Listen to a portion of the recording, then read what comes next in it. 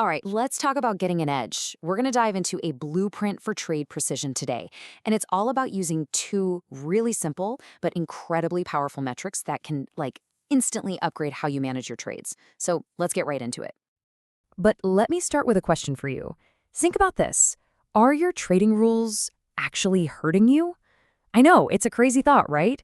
But so many traders are out there following these rules for stops and targets that just feel kind of random. And honestly, they just don't seem to work out consistently.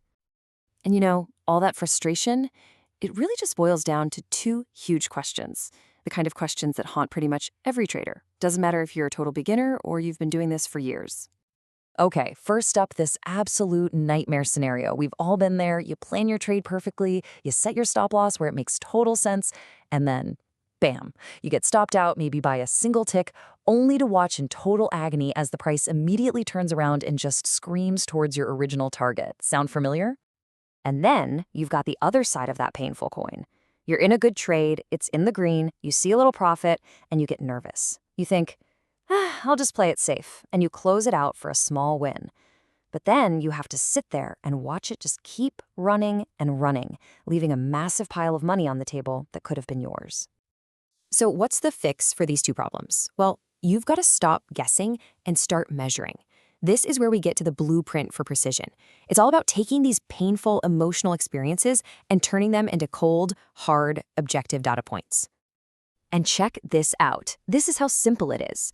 We have two key metrics. On one side, MAE, or maximum adverse excursion. Think of it as the worst move against you. On the other side, MFE, maximum favorable excursion. That's the best move for you. That's really it. How much did the trade hurt and how much could it have helped? So let's look at MAE a little closer.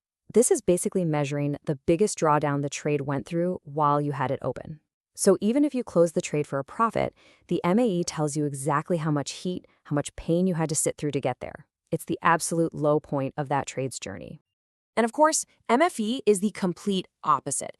It's the high score. It's the absolute peak profit your trade hit at any single moment. It doesn't matter where you actually got out. The MFE captures the trade's maximum potential. It shows you what was truly possible.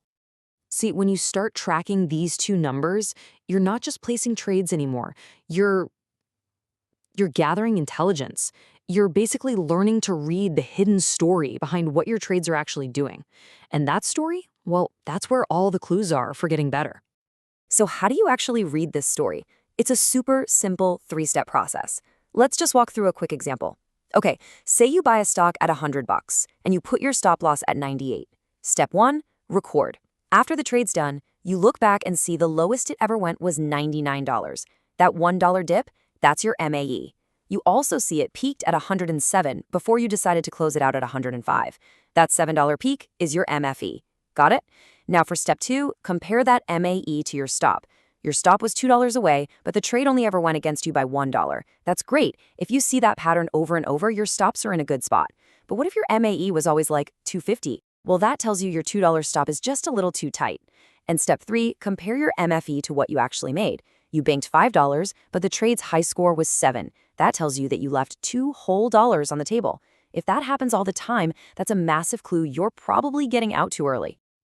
So the most important thing here is discipline. And there are a few common mistakes that will just totally wreck this whole process for you. The biggest one, by a mile, is not recording this data after every single trade. If you only do it now and then, you can't see the patterns. You're just flying blind. Another trap is moving your stops around in the middle of a trade just because you're scared. That messes up your data, so you never really know if your original plan was any good. And finally, you can't ignore what the market's doing. A normal amount of drawdown on a super quiet day is way different than on a crazy day when there's big news. You have to consider the context to read the story right. Okay, this all sounds good in theory, right? But the real magic happens when you actually do it. So I've got a simple, actionable challenge for you to get started right now. Just 10. That's it. That's all it takes to get started. Go pull up the charts for your last 10 trades. You don't even need any fancy software. Just look at the chart, find where you got in, and eyeball it. Find the lowest point it went against you, that's your MAE. Then find the highest point it went in your favor, that's your MFE. This just goes to show how easy it is to get started with this analysis. And all of this leads to the big question, the one you have to answer for yourself. What story is your data going to tell you? Is it going to tell you that your stops are just a little too tight and that's why you're getting clipped? Or is it going to show you that you're consistently only grabbing a tiny piece of the pie?